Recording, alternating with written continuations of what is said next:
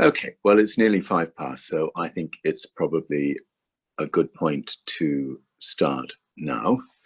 Just to remind you, you are much more familiar with a small world events than I am.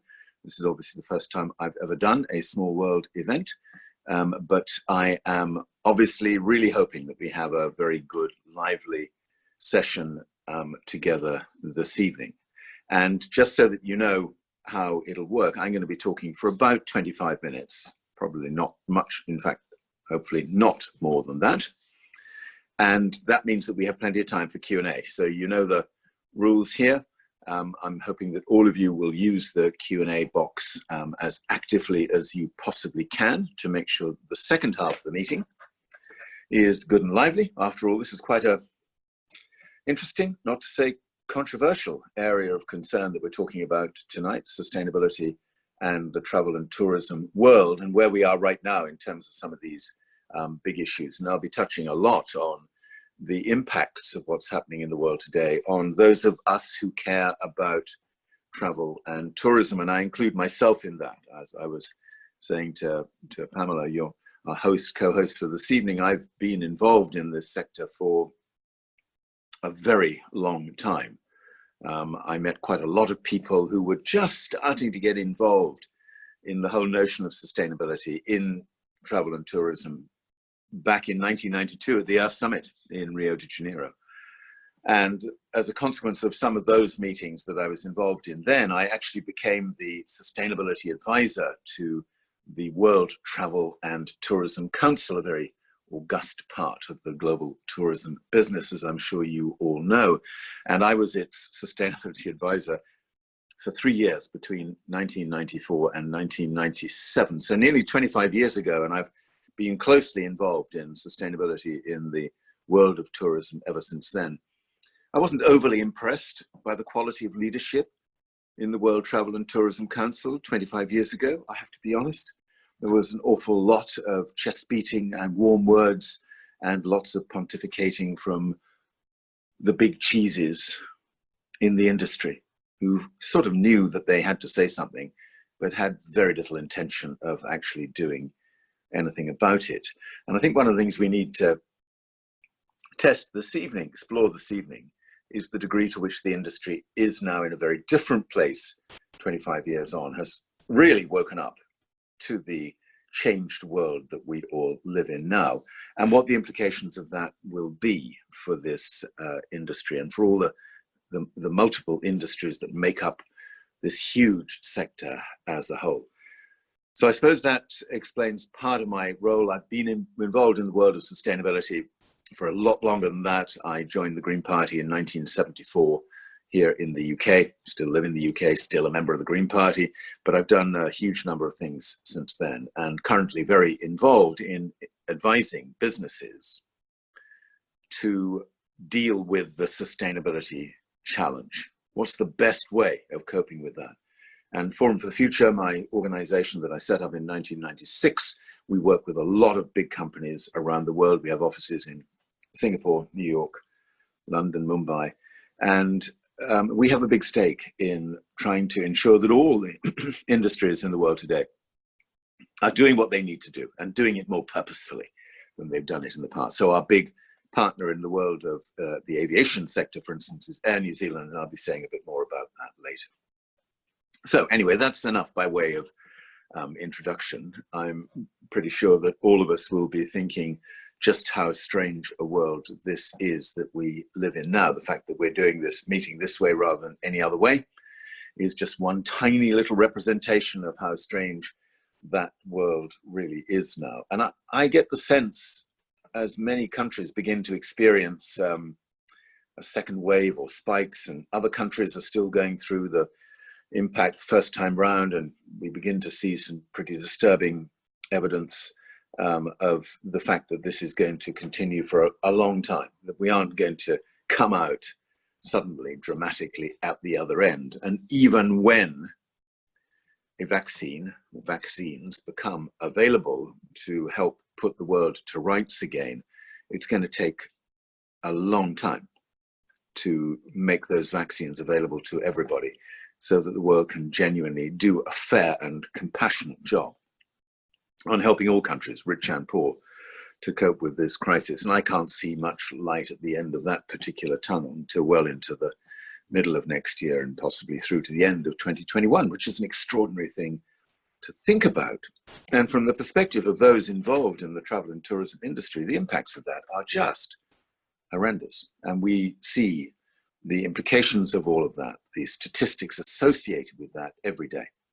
It's not that one can go on sustaining high levels of employment in those companies where the business just isn't going to rebound fast enough to justify the maintaining of staff. And when schemes run out, government schemes run out, it's going to get even tougher. So I'm very aware of that. The socioeconomic role of travel and tourism in the global economy today is absolutely enormous. And I have often argued with my fellow environmentalists over the years that they do need to take into account the massive economic benefits that are secured through travel and tourism in so many different parts of the world. So I don't subscribe to the view that says that COVID-19 is what was described in a podcast I listened to recently as the revenge of Mother Earth, the revenge of Gaia, a long overdue reckoning that we've abused the planet for so long. We've made such a mess of this incredibly beautiful, diverse planet on which we live that it was inevitable that at some point there would be a reckoning. And that reckoning now has the name COVID-19 on it. I don't see it in those terms, but I do think that COVID-19 has woken us up to the precarious nature of our modern civilization and woken us up to the insanity of the way in which we treat the planet. On Sunday evening here in the UK, we were all invited to listen to the wonderful David Attenborough and his latest film called Extinction. It was all about what it said, all about the fact that 1 million of the world's 8 million species are now at risk of extinction, and that we're seeing continuing wholesale destruction of the natural world all around us. And one very powerful passage in that documentary, fronted by David Attenborough, was to remind us that COVID-19, this pandemic, is a consequence of our utterly reprehensible destruction of the natural world, and in particular of the forests, the pristine forests on which so much of the stability of planetary systems depend. He spelled out the implications of forest destruction, the ways in which what are called zoonotic diseases transferred from another species, often with another species as an intermediary, through to humankind, and mentioned all of those health impacts that we've seen over the past few decades from that, including HIV/AIDS and Ebola and SARS and MERS and all the rest of it. We didn't learn enough from those lessons. And now, as a direct consequence of our continuing disruption, destruction, and degradation of the world's forests, we are now suffering the most severe shock to the global economy for a very, very long time. So it's good to have those reminders. It's good sometimes to take stock of the fact that however powerful the human species may be, the workings of planet Earth are more powerful, and we can't make sense of our aspirations and our hopes and dreams for a better world unless we do that in a way that co-creates a good future for humankind. We can't create a technosphere in opposition to the biosphere. We can't literally make ourselves immune from the workings of nature by setting ourselves up in some kind of denatured bubble existence where the natural world is outside that bubble and the rest of us just live inside this cloistered community. So I hope that one of the consequences of COVID-19 is that we will take stock of our dependence on the natural world, and the need to rethink very dramatically how we live responsibly and compassionately on that natural world. On top of which, of course, we just have to spend a little bit of time thinking about climate change and the degree to which climate change changes everything, because trust me, it does. It is pretty extraordinary right now to know that today, in three very different parts of the world, wildfires are raging at an intensity and severity that is unprecedented. So in California, Oregon, and Washington, we've now seen the worst wildfires in modern history. Everybody thought that 2018 was going to be the worst wildfires on the West Coast. 2020 is going to be much, much worse. I was doing a lecture to the business school in Sao Paulo University a week ago, and I was astonished to hear that there are huge fires now burning in Brazil, in the Pantanal Cerrado area, and that this is pretty much unprecedented. And then to cap it all, of course, as some of you will know, there are huge fires burning in the Arctic, in Russia, in the Russian Arctic, right up into the Arctic Circle. And that these fires are huge and absolutely unprecedented. Well, not quite. We had really bad fires in the Arctic in 2019 and 2018 as well. So they're not unprecedented. And this, of course, is just one set of symptoms of accelerating climate change. I am not going to run through the entire gamut of climate impacts that we see in the world today, because that would both be too depressing and too time-consuming.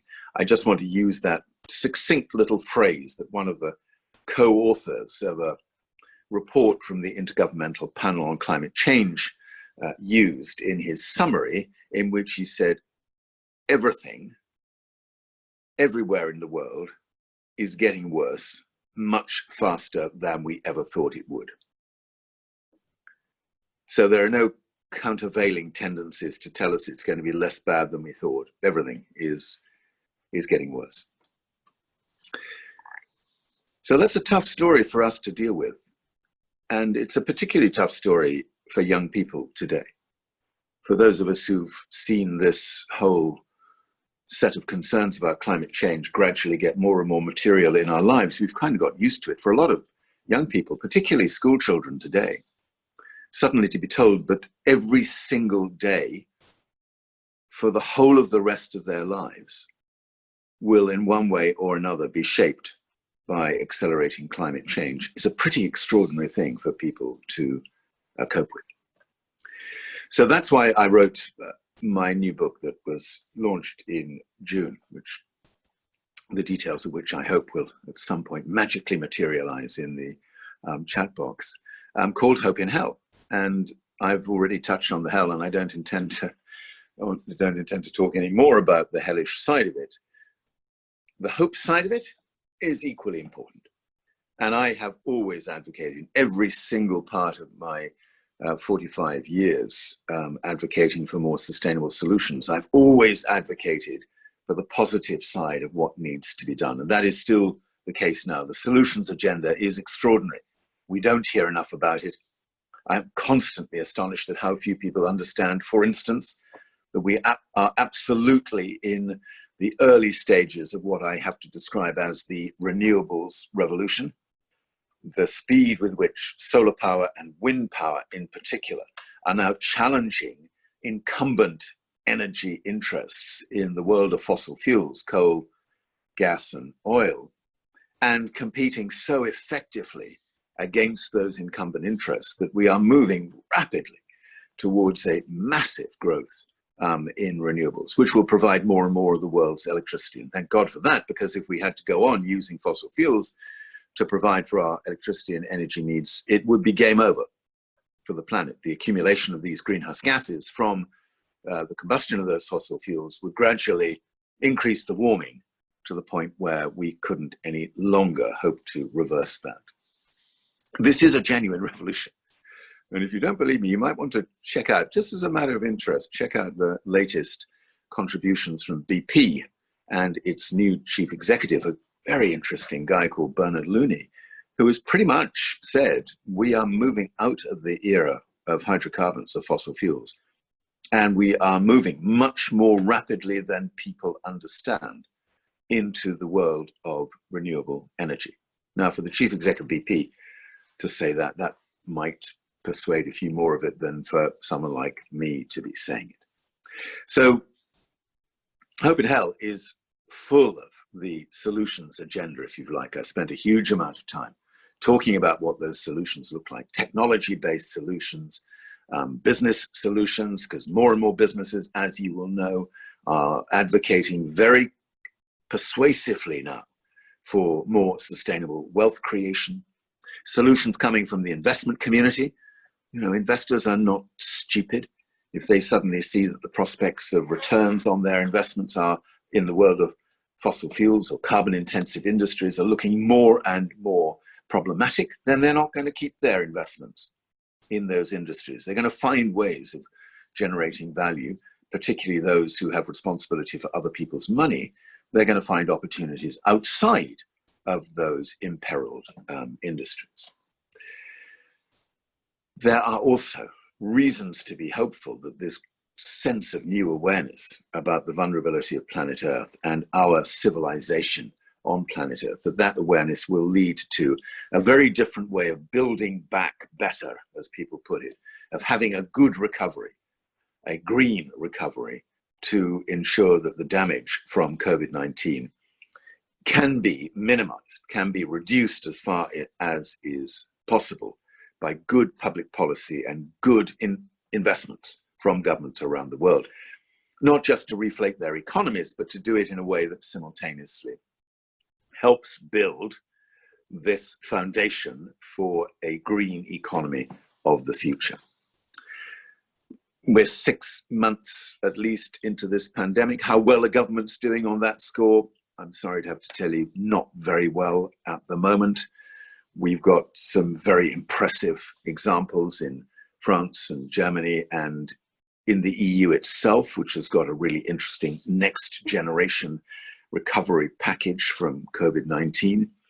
And we can see some examples from other countries around the world, but the lion's share of the investments from central banks and from governments so far have actually gone into carbon intensive, fossil fuel based, old world industries to prop them up and hope that they'll survive, including, of course, a ton of money that has gone into aviation, as you can imagine, into the world's airlines, because the world's airlines are facing an astonishing level of risk now for the next, not in the next year, but really for the next 2, 3, 4 years. And some would say this is a sector in the global travel and tourism industry which is never going to revert to the way it was pre-COVID. Never. And there's one dominant reason for that, which is that the business model for a huge number of airlines, both those that were national airlines, national carriers, and those that were completely unsubsidized, as it were, by their nation states, the business model depended hugely on the margin, the premium that they could charge for their business class tickets.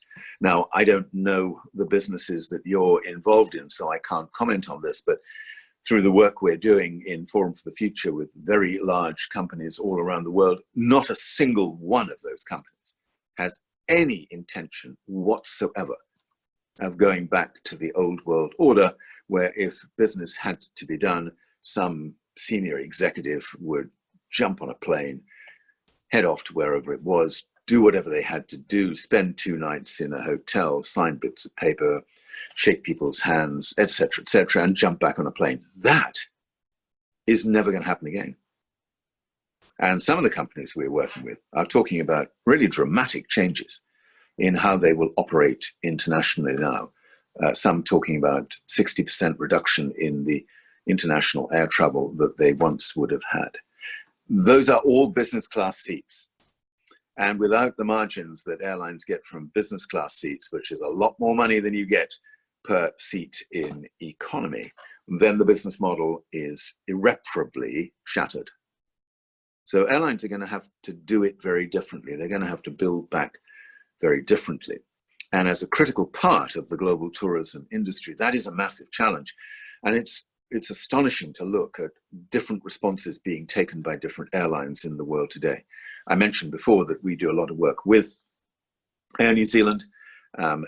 They have been hit as hard as any other airline in the world, obviously, but because New Zealand has managed the COVID crisis better than an awful lot of countries and do have the benefit of being a relatively small island state at the bottom of the world, they have been able to rebuild their domestic tourism businesses much faster than many countries. And the domestic aviation side of Air New Zealand is pretty much where it was before COVID. Not quite, but 80% of what it was before COVID. The international side is as jeopardized as any other international carrier in the world today.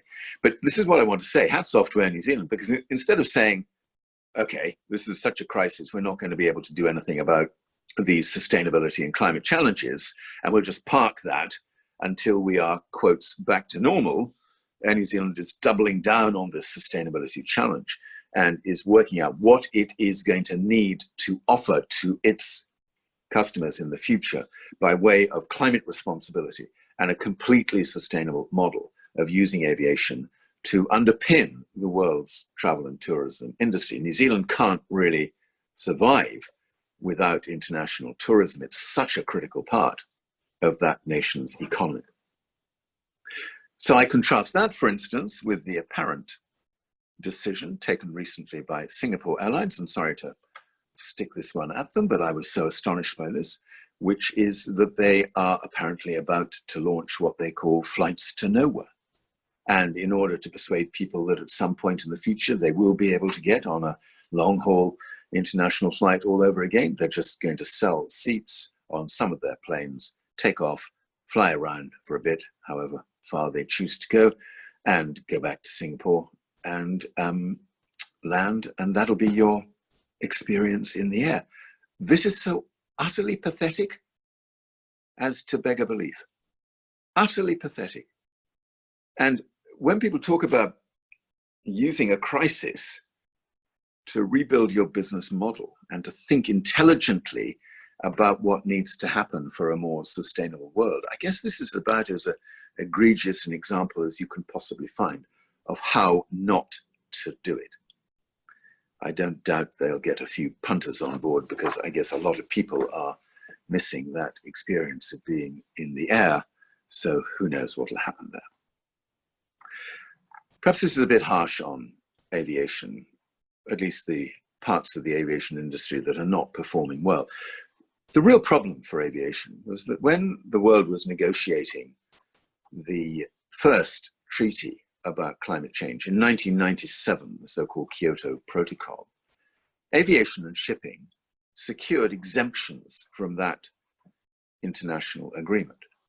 And I can remember this well, because as I've just explained, I was involved with the World Travel and Tourism Council at that time. And there was much celebration on the part of the airline members of WTTC that they had so successfully advocated for exemption from what was meant to be a globally binding treaty. This served them ill.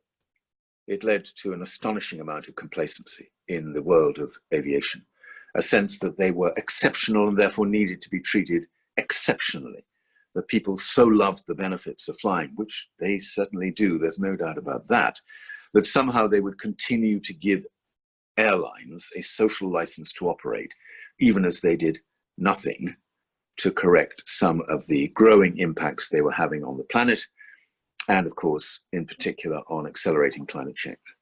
So I'm hoping this is a real corrective to the industry and that they will begin to see things differently. And I am greatly heartened by the fact that I have seen more innovation and new thinking coming forward in the world of aviation in the last 6 months than in the preceding 6 years, because it is going to be different.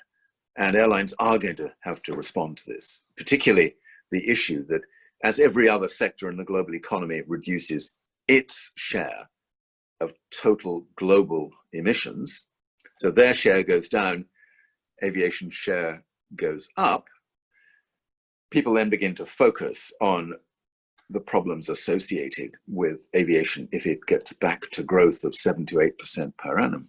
And we're going to have to work very hard to ensure that that increase in emissions from aviation does not increase. So we may want to get into this in the Q&A. I don't want to start talking about what that means in terms of increased efficiencies, new technologies, exciting ideas about electric planes or hybrids, or possibly even hydrogen, or sustainable aviation fuels, which is a very important part of the mix. I don't know how much people are interested in that or not. This is just a quick reminder that if you are, stick something in the Q&A, because then we can come back to that. So let's park aviation, like so many planes are parked all around the world still at the moment. I don't know if you've seen those shots of literally hundreds of planes still parked out there doing nothing. It's an extraordinary sight. And just remind ourselves that aviation is only one part of a much, much bigger industry, and that this is an industry that faces just as many social challenges as it does environmental challenges. And that when we talk about a sustainable future for travel and tourism, providing the kind of experiences that people would expect, either as business travelers or as leisure travelers, then we have to take those social issues into account just as much as we take the environmental and climate issues into account. And I'm kind of heartened by the extent to which now I believe we will see a very clear understanding of the need for sustainable tourism writ large, and that includes every single sector of what this enormous global industry contains. Now again, this is premised on the idea that people will never want to give up an opportunity to enjoy the experience of being in another country with other people in a different culture, learning as they go and enriching their own sense of what the world is all about. And I subscribe to that. I've actually, for a book that I wrote earlier, I had to research the whole idea of virtual reality tourism, which is where we dispense altogether with the complicated business of getting one person from point A to point B in order to experience something at point B, and where all of that is rendered virtually. Now, pre-COVID, people would have dismissed that, indeed they did dismiss it, as just harebrained sort of tech enthusiasm. But actually the world of virtual reality is improving all the time. And we are likely to see an increase now in virtual or augmented reality experiences offered to people who can no longer, for whatever reason it may be, either afford to travel or want to travel because of some of their nervousness they might have. This will be, I think, a growth industry which will disturb some but might provide solutions to the problems faced elsewhere. And when people say to me, this is a horrible vision of the future that you're talking about, Jonathon, I just simply ask them, how can the world accommodate a future in which more and more people want to find themselves in special places, but cannot, simply because of physical constraints? And don't forget, rationing of one kind or another is already happening. If you talk about visitors to Machu Picchu, for instance, or the Galapagos, or wherever else it might be, or certain honeypots even in New Zealand, we now see rationing of one kind or another by time ticketing or by advance booking or by price, whatever it is. So we will see more of that inevitably, because as more people want to travel, the burden of that travel on those places will not be sustained. So we're going to have to be very sharp about all of this, and the future of travel and tourism depends a lot on the quality of leadership in the industry itself to grapple with all of these different problems and to understand their role as agents of change, as positive agents of change. So I started by thinking about biodiversity and climate change. The travel and tourism industry has a massive amount to contribute to both of those. There is no reason at all why every travel business in the world shouldn't be a hugely enthusiastic supporter of campaigns to protect the natural world, to feature that as part and parcel of what they do as part of the proposition they offer their customers. And I can see this already in New Zealand and Australia and elsewhere, where we're beginning to understand that if you don't protect the natural world that people are flying halfway across the world to visit, then it's a zero-sum game for people in that industry. It's hard to imagine a more challenging time to be thinking about these things. And I've touched, I hope, on a lot of different issues that may have excited some curiosity or interest. So I think what I will do now is just to stop blurbing at you and see if we can now pick up on some of the Q&A so as to pursue those things that you're interested in. So I'll leave my opening comments at that point, and we'll move now to a more proactive session.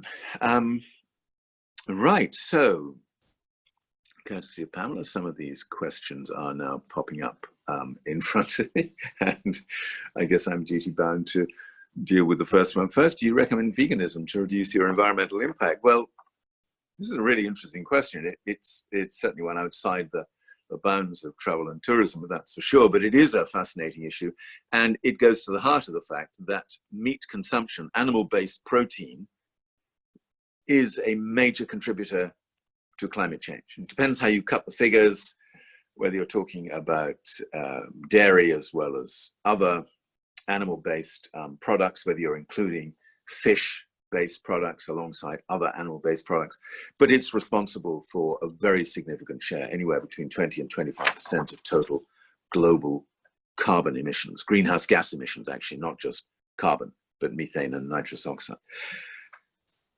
There is literally no way in which the world could sustain per capita meat consumption levels everywhere in the world at the scale that we see them in the Western world.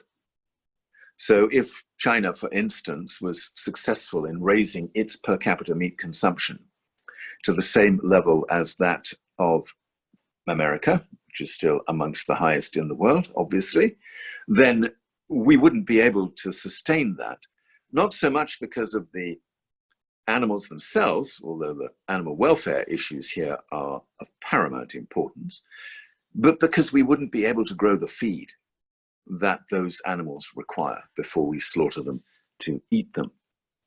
So I don't personally advocate veganism. I'm not a vegan, and from my point of view, it would be dishonest to advocate for that. But I'm hugely respectful of what veganism stands for, and I think it's a very important part of the total approach to climate and environmental responsibility.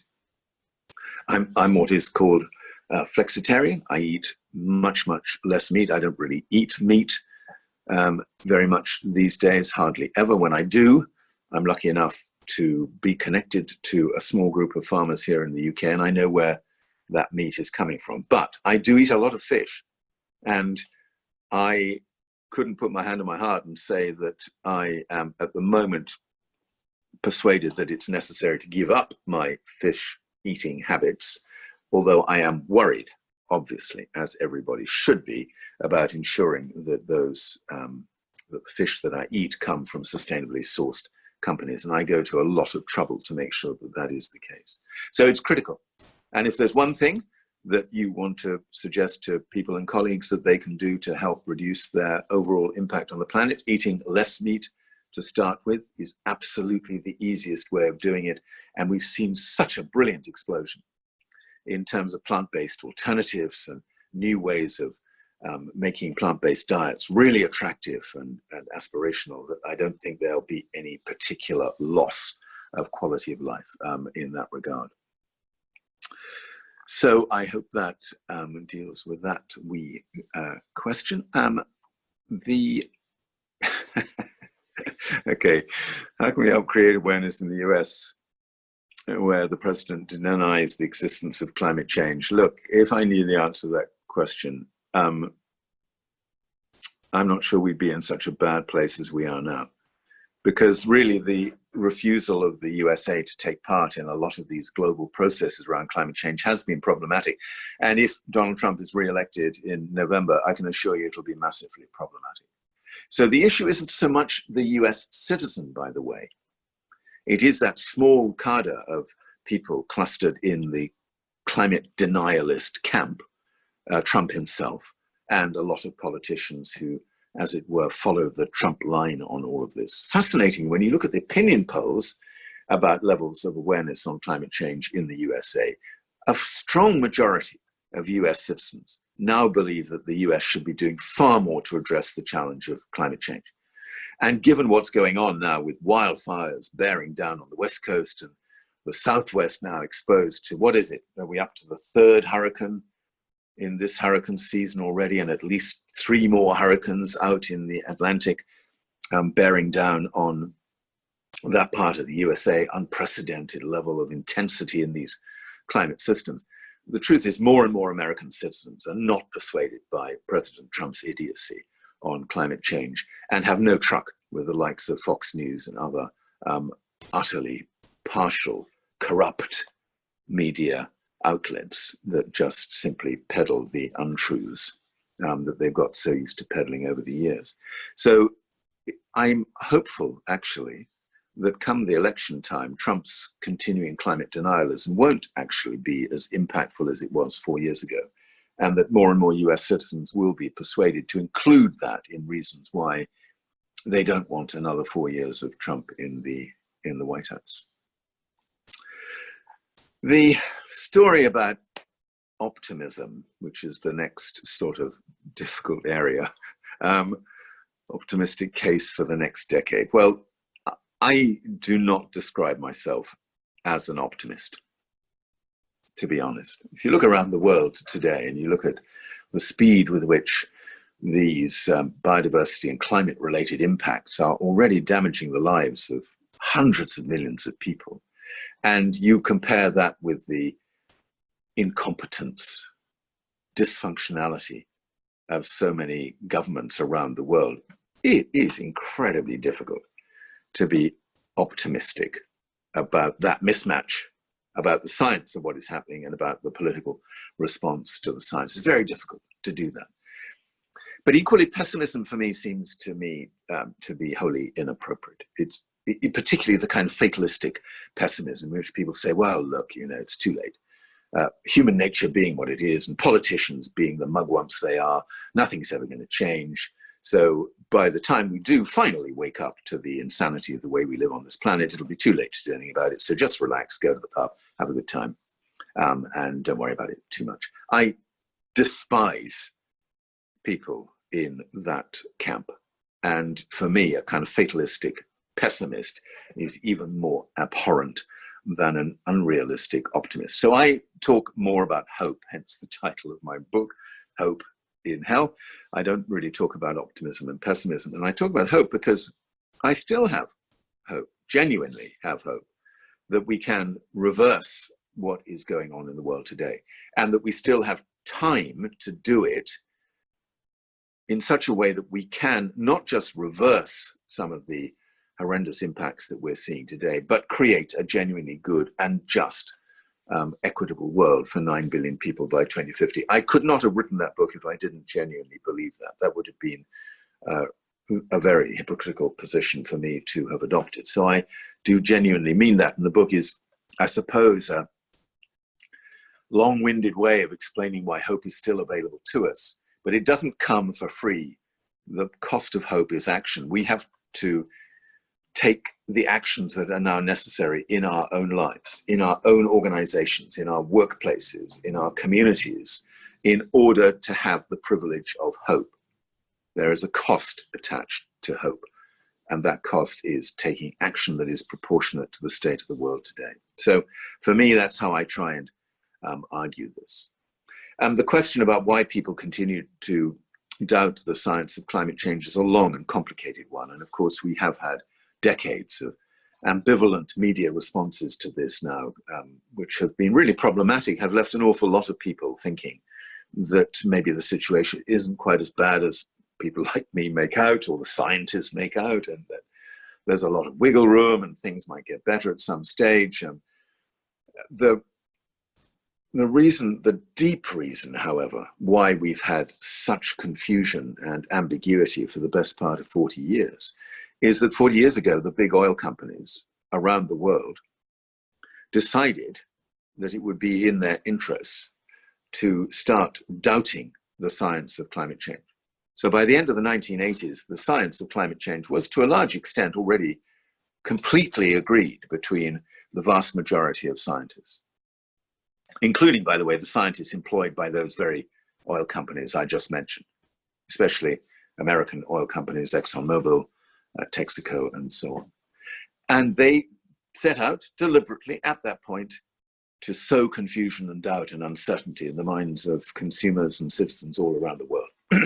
And they spent hundreds of millions, billions of dollars sowing confusion through their own lobbying efforts, through the think tanks they funded, through the politicians they bought. And let's be honest, oil money lies behind the successful careers of a very large number of politicians in the world today, particularly in the most legally corrupt country in the world, which of course is America. So that 40 years worth of doubt sowing, as it were, confusion mongering, has cost us all dear, because we wasted these 30, 40 years in a way that now makes it much, much harder to deal with this stuff. And to be honest, it's not that the predictions are in any doubt any longer. I mean, the science of this is so rock solid, and I do go into this a lot in the book. And it isn't so much that people are making predictions, they're simply projecting what happens if we continue to behave as we behave now. So short answer to that is every year we put about 40 billion tons of greenhouse gas emissions into the atmosphere. If we continue to do that, the so-called business as usual scenario, then the projections that are made for that are very, very clear. There's no doubt that we would then see a warming that would exceed the capacity of the planet to maintain a stable climate. There's literally not a scintilla of doubt about that.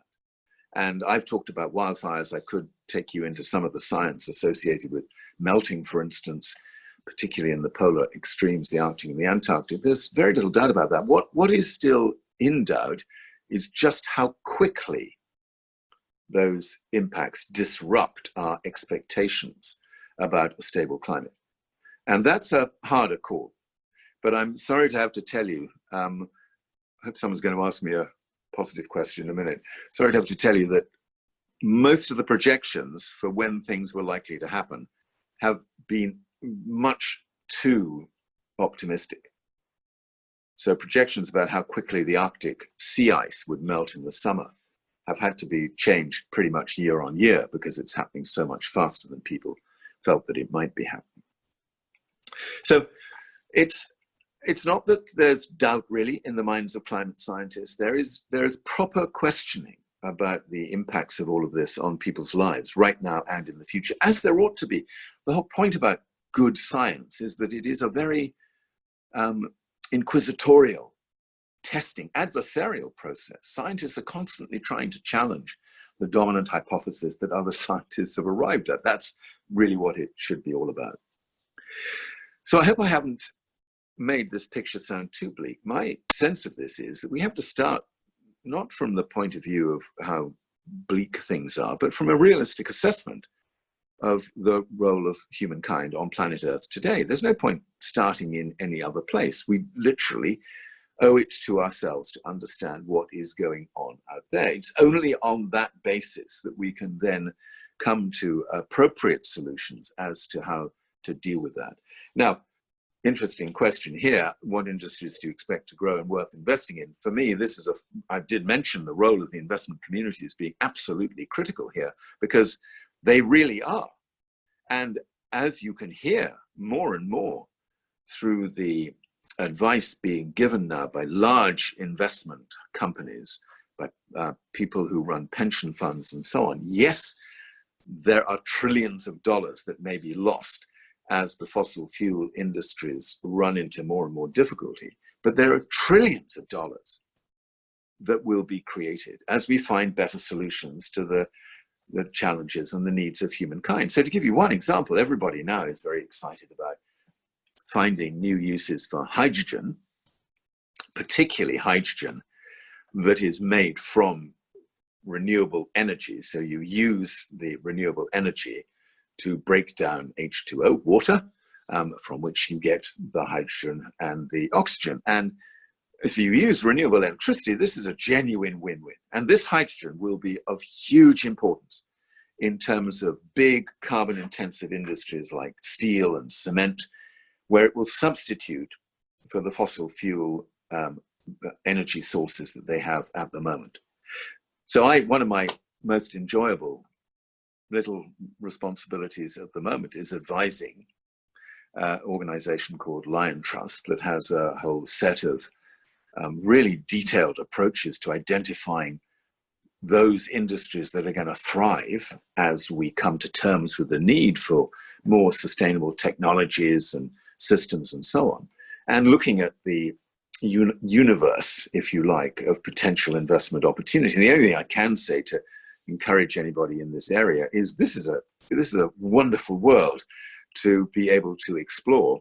And you do not need to feel worried about the fact that you're going to make less money by investing in that world than if you continue to invest in the completely conventional investment portfolios and scenarios of today. The great story here is that ethical, sustainable, and responsible investment portfolios now regularly outperform basic orthodox standard portfolios that include all the fossil fuel intensive businesses and so on.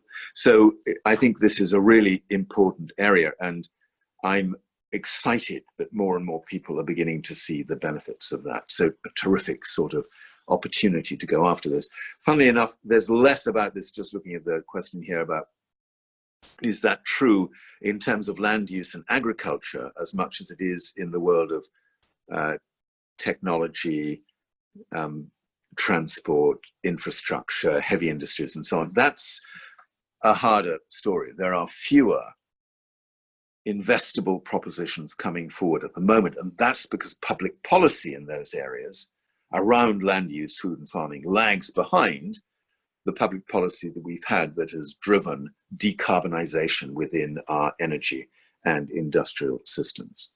So I think that'll grow, but it's been a slower burn than has been the case up until now. The next questioner says that the world has been, quotes, serious quotes, about addressing climate change for decades. Actually, the world has not been serious about addressing climate change at all. And I'm glad you put it in speech marks, because we have had so many lardy, rich, rhetorical words from so many politicians over the last 40 years that it just beggars belief, but we have not been serious about it.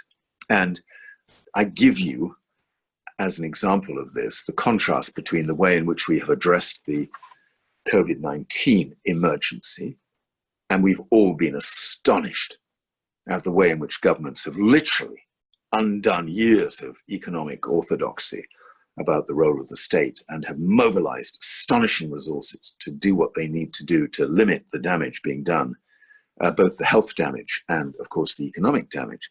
That is a proportionate emergency response to a public health emergency. Now, we have seen no trace whatsoever of an equivalent emergency response to the climate emergency. Nothing of that kind. And I'll give you one simple example. There are a lot of experts in the world of energy now who believe that were we to bring forward the same kind of emergency responses to climate as we have on COVID-19, for instance, we would be able to source every single electron that we need, the totality of the world's demand for electricity from renewable energy sources by 2030, at a price which would not cost people any more than the price we pay today. The technologies are that good, that reliable, that scalable, that investable, that if people really wanted to make that happen, we could do it. And we could do it in a decade. So we haven't done emergency stuff. We haven't really done serious stuff either, which is deeply galling, and why, for me, we have to put the focus on politicians and the inadequacy of their response to date. I have to move on to the next question because it's something that bugs me enormously, which is the whole story about overpopulation in the world today. And I joined the Green Party in 1974, partly because I was so concerned about the degree to which an already accelerating population growth curve seemed to put at risk so many of the advances that we'd made in our modern economies at that time.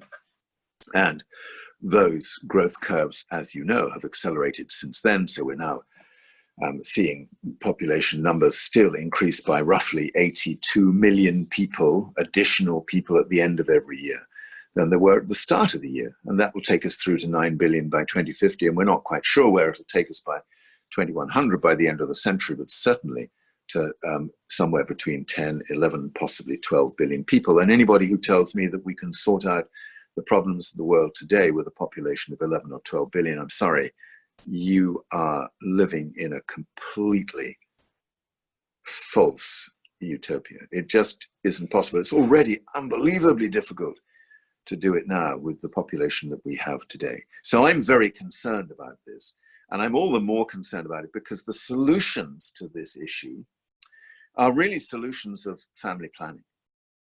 The best response to reducing population is to ensure that every single woman anywhere in the world is able to manage her own fertility.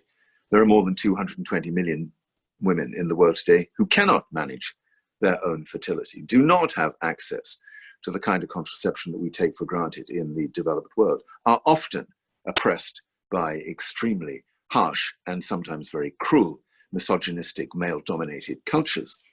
And for me, this has always been a story of human rights, because by not enabling women to have access to contraception, to have access to improved reproductive health care, for girls to have access to the kind of education that are often available to boys in some of those countries, by not addressing those priorities, we leave many women very vulnerable in this world, with the consequence of millions and millions of unwanted pregnancies and huge numbers of women whose lives are then put at risk as a consequence of them trying to find an answer to their unwanted pregnancies. So I start from the perspective of what would the world look like if every single woman was able to count on that level of support through education, healthcare, contraception, of the kind that we take for granted, and see the huge benefits that that would deliver for the world as a whole, with consequential benefits for so many different agendas, health agendas, environmental agendas,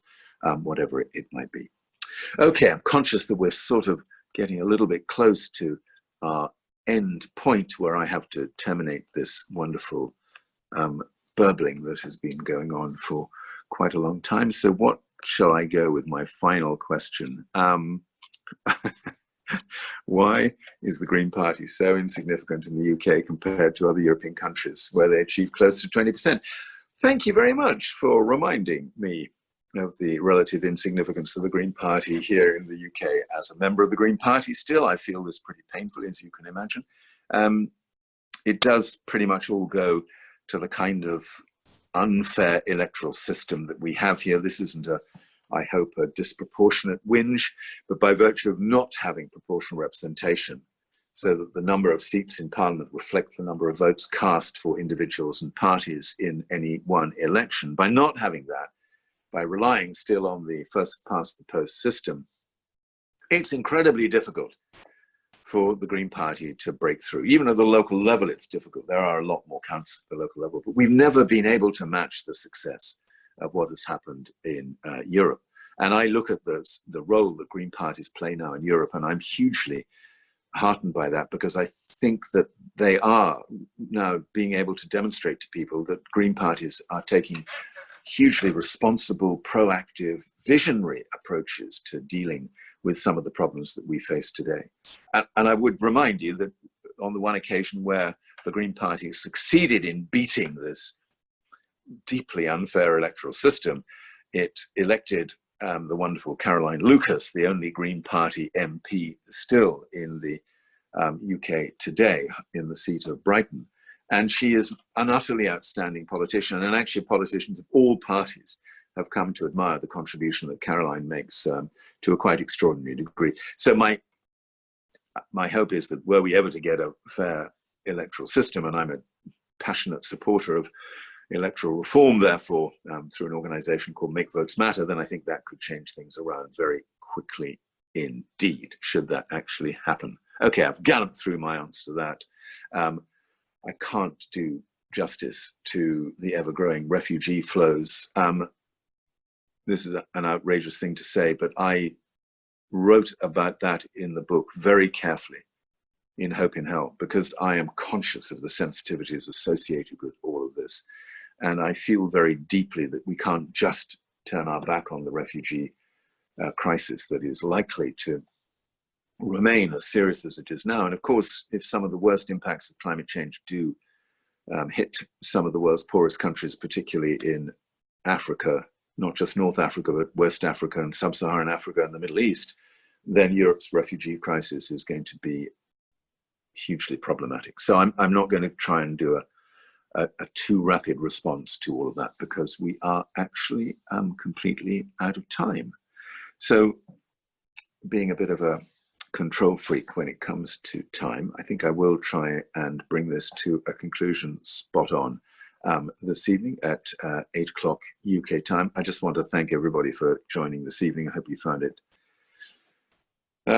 interesting, maybe insightful on some of these issues. It's an extraordinary time, as I said in my talk, to be facing these challenges, but boy, we all have a part to play in it. That is absolutely for sure. So thank you all very much for joining, and I wish you all a very good evening. Bye.